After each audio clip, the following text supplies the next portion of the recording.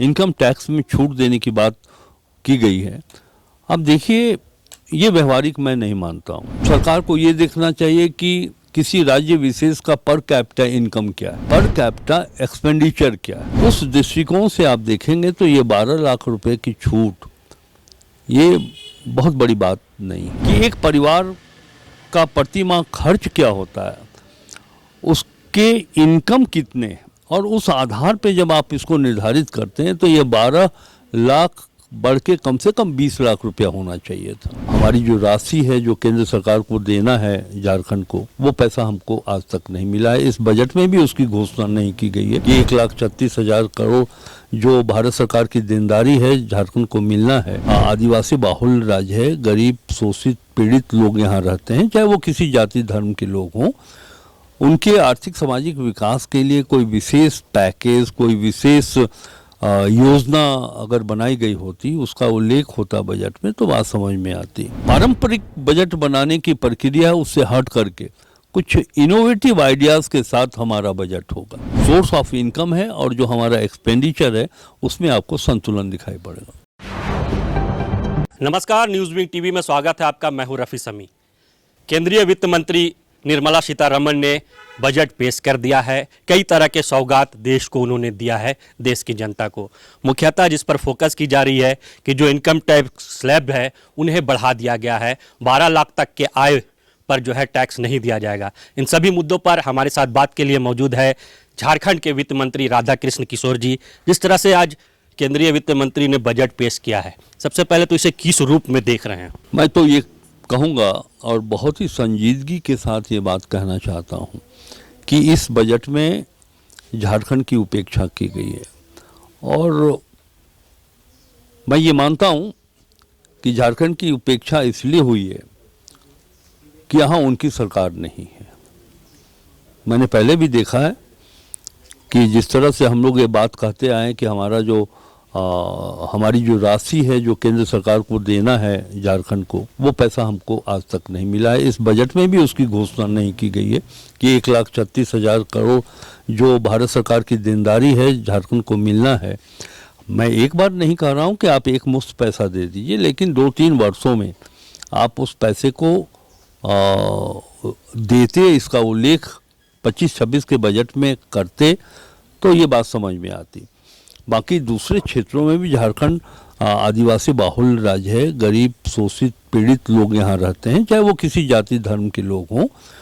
उनके आर्थिक सामाजिक विकास के लिए कोई विशेष पैकेज, कोई विशेष योजना अगर बनाई गई होती, उसका उल्लेख होता बजट में, तो बात समझ में आती। लेकिन जो आज बजट उपस्थापित किया गया है संसद में, इन सब चीज़ों की कहीं कोई बात नहीं की गई है। तभी मैंने कहा कि झारखंड की उपेक्षा की गई है। जहाँ तक इनकम टैक्स में छूट देने की बात की गई है, अब देखिए, ये व्यवहारिक मैं नहीं मानता हूँ। व्यवहारिक स्थिति तो यह है कि आज सरकार को ये देखना चाहिए कि किसी राज्य विशेष का पर कैपिटा इनकम क्या है और पर कैपिटा एक्सपेंडिचर क्या है।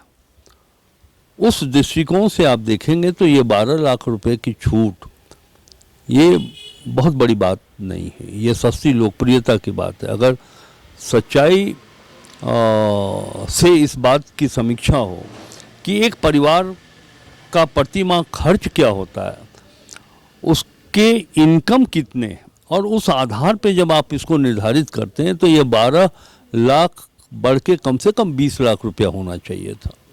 क्या लग रहा है ये जो 12 लाख की बातें सामने आ रही है, केवल आई वॉश करने के लिए, देश की जनता को भ्रमित करने के लिए ये पेश करके फोकस किया जाए? नहीं, मैं आई वॉश की बात नहीं कर रहा हूँ कि 12 लाख उन्होंने घोषणा किया है तो वो 12 लाख की छूट मिलेगी लोगों को, लेकिन ये राशि कम है। इसे और इस स्लैब को और आगे बढ़ाना चाहिए।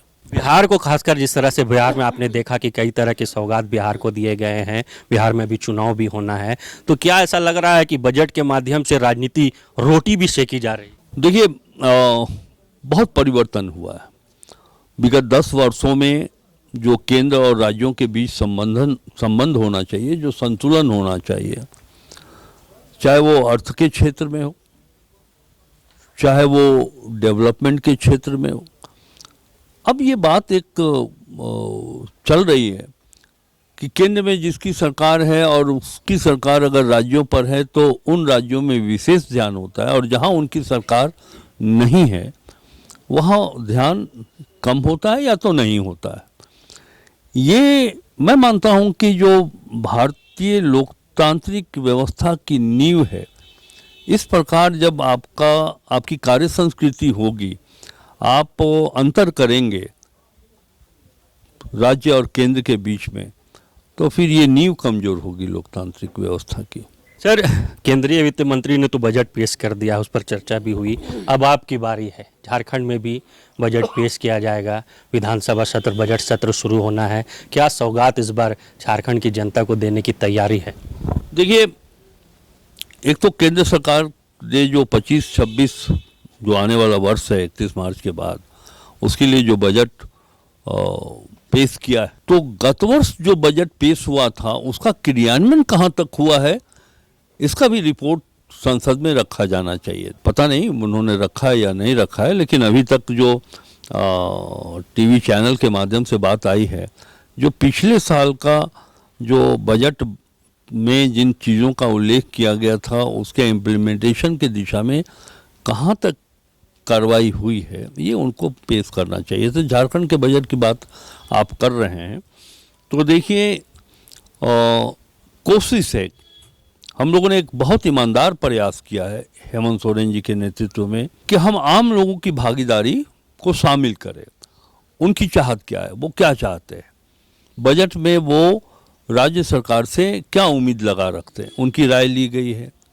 अब वह पोर्टल को सार्वजनिक किया गया, उसके माध्यम से सुझाव आए हैं।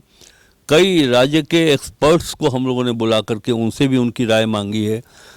कुछ एक राज्य के एक्सपर्ट्स ने तो ये कहा कि ये एक बहुत ही प्रशंसनीय कार्य राज्य सरकार के द्वारा किया गया है कि बजट के पूर्व हम लोगों से राय ली जा रही है, विशेषज्ञों से विशेष योजनाएं के ऊपर काम करने के लिए कहा जा रहा है। ये कहने का मतलब है कि इसको हम लोग एक लोकतांत्रिक बजट आप कह सकते हैं कि हम सबकी राय लेकर के बनाना चाहते हैं। बजट में हम लोग का ये प्रयास है कि कुछ जो पारंपरिक बजट बनाने की प्रक्रिया है उससे हट करके कुछ इनोवेटिव आइडियाज़ के साथ हमारा बजट होगा। जब ये बजट विधानसभा में उपस्थापित होंगे तो आप देखेंगे कि इसमें कुछ नयापन आपको दिखाई पड़ेगा और बैलेंस होगा। जो हमारा सोर्स ऑफ इनकम है और जो हमारा एक्सपेंडिचर है उसमें आपको संतुलन दिखाई पड़ेगा। तो सुना आपने, ये थे हमारे साथ झारखंड के वित्त मंत्री राधाकृष्ण किशोर जी, जिन्होंने कहा है कि जो झारखंड का बजट होगा वो एक नए रूप में पेश किया जाएगा ताकि झारखंड की जनता को सीधे लाभ मिल सके। रांची से सहयोगी राकेश के साथ रफ़ी समी।